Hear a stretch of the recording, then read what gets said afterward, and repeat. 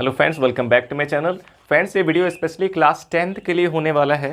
Class 10th के grammar portion में जो पहला क्वेश्चन आता है रीऑर्डरिंग करने के लिए, इसमें क्या करना होता है, वर्ड्स इधर उधर लिखे गए होते हैं, इसको हमें एक ऑर्डर में करना होता है। तो क्वेश्चन किस तरह से पूछा जाता है, क्वेश्चन लिखा गया होगा कि फ्रेम अ करेक्ट सेंटेंस।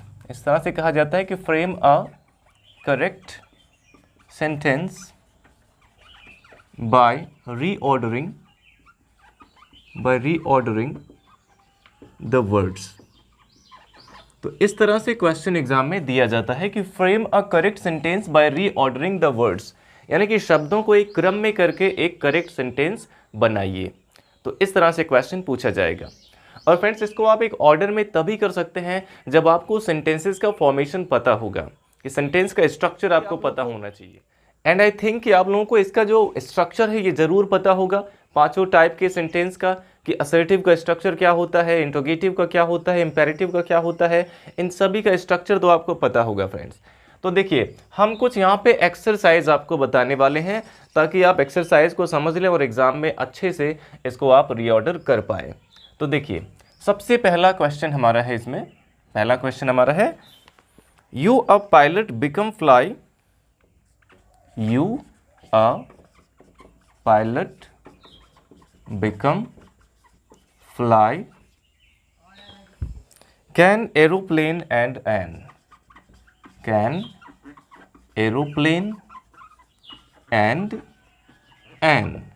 ये हमारा क्वेश्चन है। इसमें देखिए वर्ड्स को कितना इधर उधर लिखा गया है, you a pilot become fly, can aeroplane and an. तो अभी इस सेंटेंस का कोई भी सेंस नहीं निकल रहा है, ये कोई सेंटेंस है ही नहीं, यानी कि ये करेक्ट सेंटेंस नहीं है। और इसमें हमें वर्ड्स को एक ऑर्डर में करके इसे एक करेक्ट सेंटेंस बनाना है। तो देखिए, सबसे पहले हमें क्या करना होगा, इसको आप पहले इसका मतलब समझ लीजिए हिंदी में, कि इसका हिंदी में मतलब क्या होगा। अगर आप इसका हिंदी मतलब समझ लेते हैं तो बहुत ही आसानी से ये ऑर्डर में हो जाएगा। तो देखिए, क्या हो सकता है कि यू यानी तुम, बिकम बन सकते हो, और पायलट एक पायलट, और एंड यहाँ पे आया, और क्या कर सकते हो, एंड फ्लाई और उड़ा सकते हो, एन एरोप्लेन एक एरोप्लेन को। तो इस तरह से इसका हिंदी का मीनिंग होगा। सबसे पहले देखिए, इसमें यू आया हुआ है, सब्जेक्ट हमारा इसमें क्या होगा, यू। पहले आपको इसमें सब्जेक्ट ही ढूंढना है, सब्जेक्ट इसमें क्या है, यू। और इसके बाद आपको वर्ब ढूंढना है। वर्ब इसमें क्या है, एक वर्ब इसमें है बिकम और एक वर्ब है फ्लाई। तो देखिए फ्रेंड्स, पहले कोई जो है एक पायलट बनेगा और उसके बाद वो एरोप्लेन को उड़ाएगा, यानी कि पहले कौन सा वर्ब आना चाहिए, बिकम वाला, और बाद में कौन सा वर्ब आएगा, फ्लाई वाला। तो सबसे पहले इसमें आप सब्जेक्ट लिख दीजिए। सब्जेक्ट इसमें क्या हो गया, यू। और इसके बाद देखिए, इसमें कैन आया हुआ है, यू कैन, इसमें हेल्पिंग वर्ब के रूप में क्या लगा हुआ है, सब्जेक्ट के बाद आपको हेल्पिंग वर्ब ढूंढना है। इसमें हेल्पिंग वर्ब इसमें क्या लगा है, कैन, जो कि एक मॉडल वर्ब है, तो हो जाएगा यू कैन। और फिर पहला वर्ब हमें इसमें लिखना है, इसमें क्योंकि दो दो वर्ब आया है तो पहले कौन सा काम होगा, पायलट बनने का, इसलिए यहाँ पे हो जाएगा बिकम। यू कैन बिकम, तुम बन सकते हो क्या, अ पायलट, अ पायलट, तुम एक पायलट बन सकते हो, और क्या कर सकते हो, और एक एरोप्लेन उड़ा सकते हो। तो और के लिए यहाँ पे एंड आ जाएगा, एंड फ्लाई कर सकते हो, एंड फ्लाई, क्या उड़ा सकते हो, एन एरोप्लेन, एरोप्लेन के साथ ही एन इसमें आएगा, हो जाएगा एन एरोप्लेन। तो इस तरह से ये सेंटेंस हमारा एक ऑर्डर में हो गया कि you can become a pilot and fly an aeroplane, तुम एक पायलट बन सकते हो और एक एरोप्लेन उड़ा सकते हो। तो इस तरह से फ्रेंड्स, सबसे पहले हमें इसमें से सब्जेक्ट को ही ढूंढना होगा, और सब्जेक्ट के बाद देखना क्या इसमें कोई हेल्पिंग वर्ब यूज हुआ है। अगर कोई हेल्पिंग वर्ब आया है तो सब्जेक्ट के तुरंत बाद वो हेल्पिंग वर्ब आएगा। और इसके बाद आपको मेन वर्ब को ढूंढना होगा। तो मेन वर्ब इसमें जैसे यहाँ पे बिकम है, और फिर इस मेन वर्ब से रिलेटेड जो ऑब्जेक्ट है उसको लिखना होगा, या अगर कोई कॉम्प्लीमेंट है, यहाँ पे अ पायलट क्या है, कॉम्प्लीमेंट है, तो एक कॉम्प्लीमेंट को यहाँ पे लिखेंगे या फिर ऑब्जेक्ट लिखेंगे। अब यहाँ पे देखिए, इसमें दो दो वर्ब आए हुए थे, तो दोनों वर्ब को जोड़ने के लिए इसमें एंड आया हुआ है, तो एंड फ्लाई एन एरोप्लेन, इस तरह से इसको बना देंगे। अब देखिए, नेक्स्ट एग्जाम्पल हमारा है कि इनिंग्स बाय, दूसरा क्वेश्चन है, innings by and the match won India, won India. अब देखिए इसको हम कैसे ऑर्डर में करेंगे। सबसे पहले इसमें हमें सब्जेक्ट को ढूंढना है। तो सब्जेक्ट इसमें क्या हो सकता है, यहाँ पे वर्ब क्या है, वॉन। वॉन यानी जीत गई। कौन जीत गई, मैच जीत गई, इंडिया जीत गई, इनिंग्स जीत गई। इसमें जीतने का काम किसके द्वारा हुआ, इंडिया के द्वारा हुआ, यानी कि इसमें सब्जेक्ट हमारा क्या है, इंडिया है। तो सबसे पहले हमने यहाँ पे सब्जेक्ट लिखा इंडिया। अब इसमें कोई हेल्पिंग वर्ब नहीं आया है, यहाँ पे मेन वर्ब हमारा है वॉन, तो इसके बाद लिखेंगे इंडिया वॉन। अब इंडिया जीत गई, क्या जीत गई, द मैच, द मैच। ये हो गया इंडिया वॉन द मैच। अब कैसे जीत गई, बाय एन इनिंग्स, यानी कि एक इनिंग से, एक पारी से, बाय एन इनिंग्स। तो इस तरह से ये रीऑर्डर हो गया कि India won the match by an innings. सबसे पहले सब्जेक्ट आया, फिर मेन वर्ब आया, फिर ऑब्जेक्ट आया, और फिर अदर वर्ड्स आ गए। अब देखिए नेक्स्ट एग्जांपल हमारा है the morning good too early, the morning good, the morning good too early, it is get up in, it is get up in. अब देखिए इसको हमें रीऑर्डर करना है, और यहाँ पे अगर हम सब्जेक्ट की बात करें तो इसमें सब्जेक्ट क्या हो सकता है, यहाँ पे देखिए इट को हम सब्जेक्ट बना सकते हैं, इट को हम यहाँ पे सब्जेक्ट लिख सकते हैं। तो यहाँ पे हमारा सब्जेक्ट हो गया इट, और इसके बाद हेल्पिंग वर्ब इसमें क्या लगा हुआ है, हेल्पिंग वर्ब इसमें है इज, तो हो गया इट इज। अब इट इज गुड यानी कि यह अच्छा है, इसका अगर हम हिंदी मीनिंग निकालते हैं तो क्या होगा कि द मॉर्निंग अर्ली इन, यहाँ पे आया हुआ है कि early in the morning, early in the morning का मतलब हो गया सुबह सुबह, और गेट अप यानी सोकर उठना, इज गुड यानी कि अच्छा है, सुबह सोकर उठना अच्छा है, तो इट इज गुड यह अच्छा है, इट इज गुड यह अच्छा है। अब इसके बाद इंफिनिटिव आना चाहिए, टू गेट अप, टू के बाद क्या आना चाहिए, वर्ब आना चाहिए get up, it is good to get up का मतलब हो गया उठना अच्छा है। अब कब उठना अच्छा है, ये हो जाएगा early, early in the morning, early in the morning. हो गया प्रातःकाल सोकर उठना अच्छी बात है, तो it is good to get up early in the morning. देखिए अगर आपने इसका हिंदी मीनिंग निकाल लिया तो आपके लिए इसको रीऑर्डर करना बहुत ही आसान हो जाएगा। तो सबसे पहले जो भी वर्ड्स दिए गए हैं उन सभी वर्ड्स को आप इकट्ठा करके आप उसको एक हिंदी वाला सेंटेंस बनाने की कोशिश करें कि वो हिंदी में रीऑर्डर हो जाए, उसके बाद ये इंग्लिश में तो हो ही जाएगा। अब देखिए नेक्स्ट यहाँ पे क्वेश्चन है कि has my book taken who, चौथा है has my book taken who,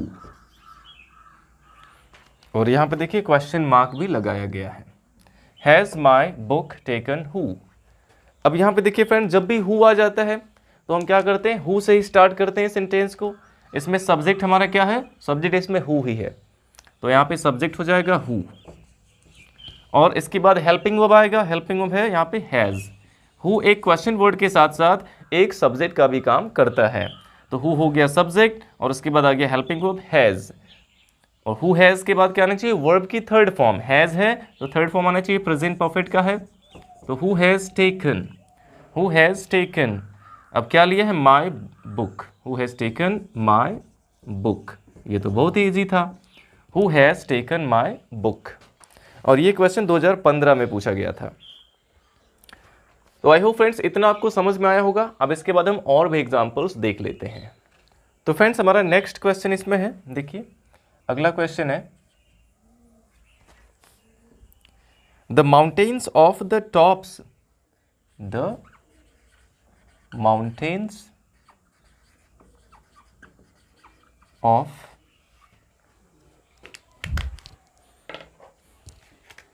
the mountains of the tops, और दिया गया है covered snow are with, covered snow are with year the through out, year the through out. अब देखिए थोड़ा सा लॉन्ग सेंटेंस है, लेकिन आप सबसे पहले इसका हिंदी में सेंटेंस को बनाने की कोशिश करें तो बहुत ही आराम से ये बन जाएगा। सबसे पहले देखिए the mountains of the tops है, तो ये क्या होना चाहिए कि the tops of the mountain, यानी कि माउंटेन की चोटियां। कवर्ड यानी ढकी होती हैं, आर कवर्ड ढकी होती हैं, किससे? स्नो से, विद स्नो, यानी कि माउंटेन की जो टॉप्स हैं वो बर्फ से ढकी होती हैं। और यहाँ पे आया है कि year the through out, year the through out क्या होना चाहिए कि थ्रू आउट द ईयर, इसको उल्टा लिखा गया है, यानी कि पूरे साल, थ्रू आउट द ईयर का मतलब पूरे साल।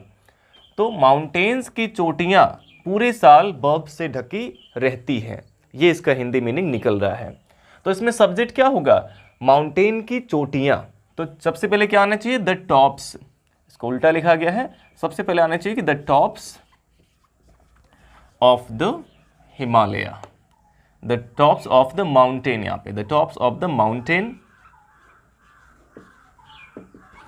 The tops of the mountain. अब टॉप्स यहाँ पे प्लूरल है, इसलिए यहाँ पे आर का यूज किया गया है, तो यहाँ पे हेल्पिंग वो बजाएगा आर।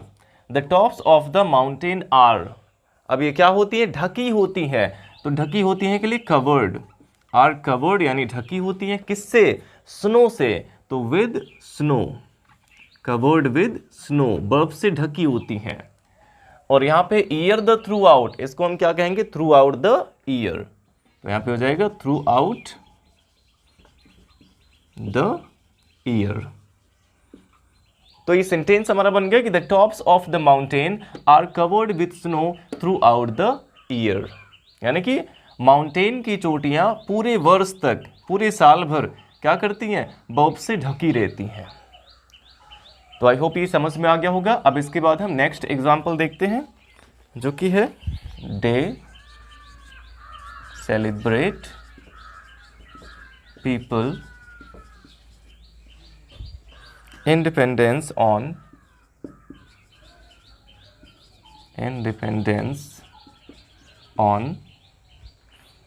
अगस्त 15, अगस्त 15। तो यहाँ पे इसको हम क्या बना सकते हैं? अब देखिए ये तो बिल्कुल क्लियर है, तो इसमें सब्जेक्ट क्या होना चाहिए? सब्जेक्ट इसमें पीपल होना चाहिए, लोग मनाते हैं, पीपल सेलिब्रेट, लोग मनाते हैं क्या? इंडिपेंडेंस डे का मतलब है आज़ादी का दिन, इंडिपेंडेंस डे आज़ादी का दिन मनाते हैं कब? ऑन 15 अगस्त। इस तरह से इसका सेंटेंस होना चाहिए। तो सबसे पहले सब्जेक्ट आ जाएगा पीपल, सब्जेक्ट इसमें क्या हो जाएगा? पीपल, मनाते हैं सेलिब्रेट, पीपल सेलिब्रेट क्या मनाते हैं? इंडिपेंडेंस डे, इंडिपेंडेंस डे मनाते हैं, कब मनाते हैं? ऑन 15 अगस्त। तो ये बन गया सेंटेंस हमारा कि people celebrate independence day on 15 अगस्त, लोग 15 अगस्त को इंडिपेंडेंस डे मनाते हैं। तो ऐसे जब सेंटेंसेस होते हैं तो बहुत ही इजीली इसको हम बना सकते हैं। और इसमें अक्सर क्या होता है कि इसमें कुछ कहावतें भी पूछ ली जाती हैं, कहावतें भी कभी कभार इसमें पूछ ली जाती हैं। अब देखिए जैसे है never hard goes waste work, never hard goes waste work. अब इसको हमें रीऑर्डर करना है, never hard goes waste work. सबसे पहले इसको हिंदी में आपको बनाना होगा, हिंदी में करेक्ट सेंटेंस बना लेना है इसको। तो सबसे पहले देखिए नेवर का मतलब कभी नहीं, गोज यानी जाता है, कभी नहीं जाता है, क्या? वेस्ट यानी बर्बाद, हार्ड वर्क परिश्रम, परिश्रम कभी नहीं बर्बाद जाता है, यानी कि परिश्रम कभी बर्बाद नहीं जाता है। तो यहाँ पे सबसे पहले परिश्रम क्या बर्बाद नहीं जाता? परिश्रम, इसमें बात हो रही है परिश्रम की। तो सब्जेक्ट इसमें क्या है? सब्जेक्ट इसमें हार्ड वर्क, क्योंकि इसमें एक वर्ब आया हुआ है गोज, इसलिए हम वर्क हार्ड नहीं कर सकते इसको, क्योंकि इसमें एक वर्ब है गोज। तो यहाँ पे इसको हमें एज ए नाउन यूज करना है, तो हार्ड वर्क हो जाएगा, सबसे पहले हो जाएगा हार्ड वर्क, हार्ड वर्क परिश्रम। नेवर कभी नहीं जाता है, never goes, hard work never goes waste. इस तरह से बन गया hard work never goes waste, यानी कि परिश्रम कभी बर्बाद नहीं जाता है। देखिए ये क्वेश्चन कई बार पूछा जाता है एग्जाम में, जैसे है loss his regretting, loss his regretting, ये एग्जाम में कई बार पूछा जा चुका है ये question. Loss his regretting seller the greedy cried, seller the greedy cried. अब देखिए फ्रेंड्स, इसके लिए आपको पार्टिसिपल की नॉलेज होनी चाहिए कि पार्टिसिपल क्या होता है, तभी आप इस सेंटेंस को करेक्ट तरीके से ऑर्डर में कर सकते हैं। तो loss his regretting seller the greedy cried, इसका मतलब क्या होगा? तो सबसे पहले देखिए लॉस यानी घाटा, और हिज रिग्रेटिंग, हिज यानी वो अपने अपने घाटे पर, रिग्रेट यानी पछताया, greedy seller the greedy seller यानी कि लालची लालची विक्रेता, क्राइड यानी चिल्लाया। तो रिग्रेटिंग का मतलब पश्चाताप करना, तो पश्चाताप करते हुए, अपने घाटे पर पश्चाताप करते हुए ग्रीडी सेलर चिल्लाया, ये इसका मीनिंग होना चाहिए। ये अपने घाटे पर पछताते हुए वो लालची विक्रेता चिल्लाया। तो पछताते हुए इसमें आया, हुए, तो जब भी कर करके या हुए आता है तो वहाँ पे प्रेजेंट पार्टिसिपल का, वहाँ पे पार्टिसिपल का यूज़ करते हैं। और यहाँ पे देखिए रिग्रेटिंग आईएनजी फॉर्म आया है तो इसमें प्रेजेंट पार्टिसिपल होना चाहिए। तो प्रेजेंट पार्टिसिपल में सबसे पहले वर्ब की आईएनजी फॉर्म ही होती है, जो काम पहले हुआ, पहले वो पछताया, उसके बाद वो चिल्लाया। तो यहाँ पे सबसे पहले क्या होना चाहिए? रिग्रेटिंग। रिग्रेट का मतलब क्या होता है? पछताना होता है। तो ये हो गया रिग्रेटिंग हिज लॉस, यानी अपने घाटे पर, रिग्रेटिंग हिज लॉस, अपने घाटे पर पछताते हुए। अब यहाँ पे आप कॉमा लगा देंगे, फिर सब्जेक्ट आएगा यहाँ पे the greedy seller, the greedy seller यानी कि लालची विक्रेता क्या किया? चिल्लाया, क्राइड। तो इस तरह से प्रेजेंट पार्टिसिपल के रूल से इसको लिखा गया है कि regretting his loss the greedy seller cried. तो इस तरह से हम इसको ऑर्डर में कर सकते हैं। अब देखिए नेक्स्ट क्वेश्चन जैसे है children playing are shade in the a of tree. ये तो बहुत ही इजी है। Children playing are shade in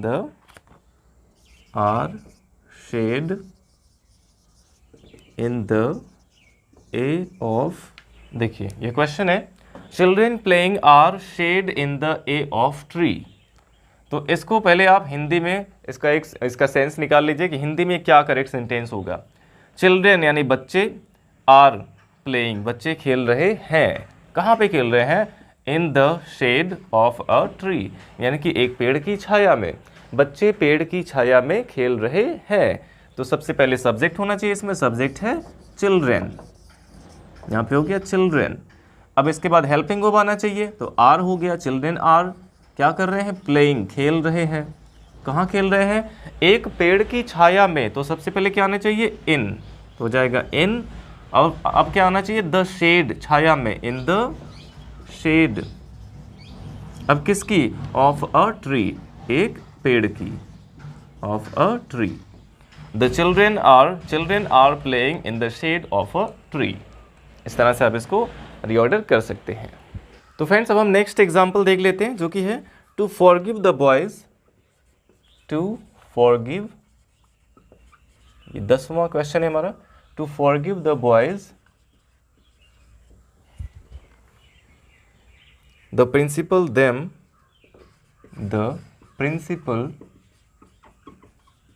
them requested.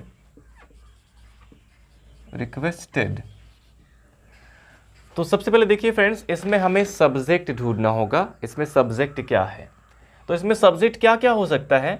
Subject वही हो सकता है जो सब्जेक्टिव केस में रहेगा, या तो वो एक नाउन होगा या फिर अगर प्रोनाउन है तो सब्जेक्टिव केस में होना चाहिए।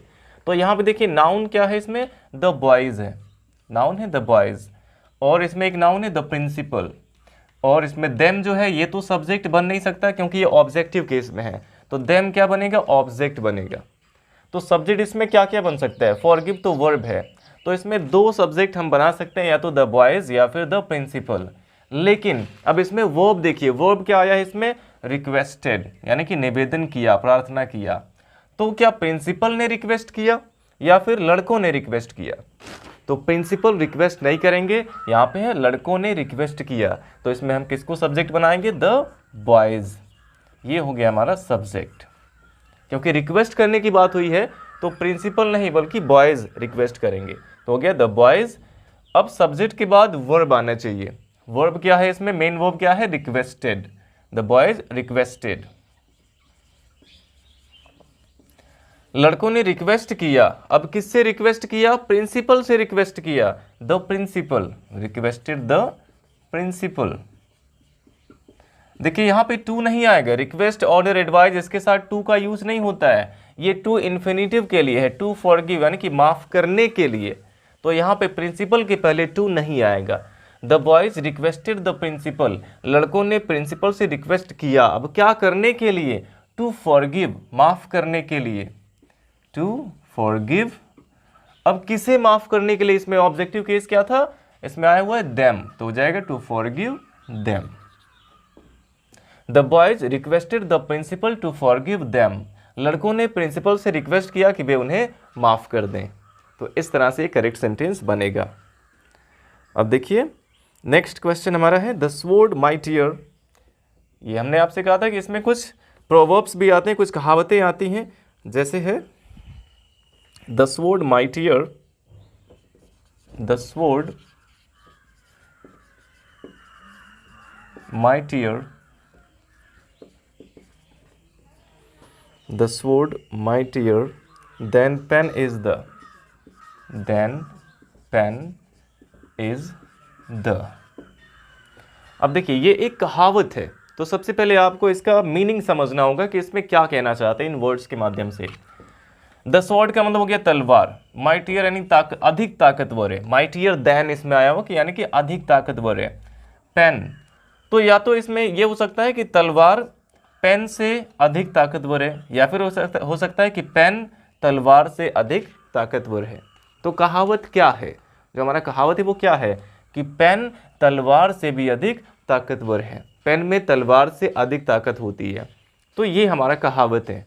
तो सबसे पहले इसमें क्या हो जाएगा, द पेन, यहाँ पे हो जाएगा द पेन इज, पेन के बाद क्या आना चाहिए, हेल्पिंग वर्ब, यहाँ पे हो गया is, the pen is mightier, the pen is mightier, pen ज्यादा ताकतवर है, देन किससे, द स्वॉर्ड तलवार से। तो ये सेंटेंस हमारा बन गया कि the pen is mightier than the sword, यानी कि पेन तलवार से, कलम तलवार से अधिक ताकतवर है। तो ऐसी कहावतें भी आ सकती हैं कभी कभी। अब देखिए फ्रेंड्स और क्वेश्चन हम देख लेते हैं, जैसे है एक और कहावत यहाँ पे दिया गया है कि a in need, friend is, indeed अ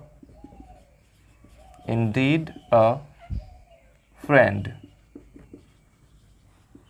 तो यहाँ पे देखिए दो बार इसमें फ्रेंड आया हुआ है, और यहाँ पे इन नीड है और इंडीड है, यहाँ पे इन नीड है और यहाँ पे इंडीड है। तो शायद ये कहावत आपने सुना होगा कि अ friend in need is a friend Indeed. ये कहावत है हमारा इंग्लिश में कि एक ऐसा मित्र जो ज़रूरत के समय, वह मित्र जो ज़रूरत के समय हमारे साथ होता है वही सच्चा मित्र होता है, वही वास्तविक मित्र होता है। तो यही ये कहावत है। तो कहावत कैसा है कि अ फ्रेंड, सबसे पहले यहाँ पे आएगा अ फ्रेंड और फिर यहाँ पे इन नीड हो जाएगा। ये कहावत अगर आपको याद रहेगा तो आपको बिल्कुल इसमें दिक्कत नहीं आएगी। अ friend in need is a friend Indeed, ये हमारा कहावत है। अ friend in need is a friend Indeed, यानी कि जरूरत में जो फ्रेंड होता है वही सच्चा फ्रेंड होता है। इंडीड का मतलब वास्तव में फ्रेंड वही होता है जो जरूरत में काम आए। तो अ friend in need is a friend Indeed, इस तरह से आप इसको रीऑर्डर करेंगे। अब और एग्जाम्पल देख लेते हैं इसके, जैसे है father knocking the someone, father knocking the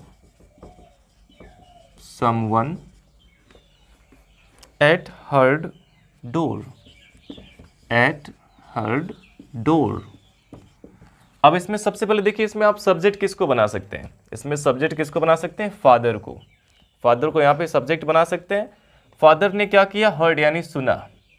father ने सुना, क्या सुना, फादर हर्ड समवन, किसी को। फादर ने किसी को सुना, क्या करते हुए, नॉकिंग, खटखटाते हुए, एट द डोर, दरवाजे पर। तो ये इसका करेक्ट सेंटेंस होगा, ये हो जाएगा फादर, फादर हर्ड, फादर ने सुना। सबसे पहले सब्जेक्ट आ गया फादर, और उसके बाद सेकेंड फॉर्म आ गया वर्ब का हर्ड, फादर हर्ड, और इसके बाद क्या सुना, समवन, फादर हर्ड समवन। क्या करते हुए, नॉकिंग, यहां भी प्रेजेंट पार्टिसिपल का यूज किया गया है। Father heard someone knocking at the door, दरवाजा खटखटाते हुए। तो इस तरह से फ्रेंड्स हमने आपको इतने सारे एग्जाम्पल बताए हैं इस वीडियो में। आई होप आपको ये रीऑर्डरिंग बहुत ही अच्छे से समझ में आ गया होगा, और अब आपको एग्जाम में कोई प्रॉब्लम नहीं होने वाली है रीऑर्डरिंग में। तो वीडियो अच्छा लगा हो तो लाइक करिएगा, और अगर हमारे नेक्स्ट वीडियोज़ को भी आप देखना चाहते हैं तो हमारे चैनल को सब्सक्राइब जरूर करें। Thanks for watching. तो वीडियो अच्छा लगा हो तो लाइक करिएगा, और अगर हमारे नेक्स्ट वीडियोज़ को भी आप देखना चाहते हैं तो हमारे चैनल को सब्सक्राइब जरूर करें। Thanks for watching.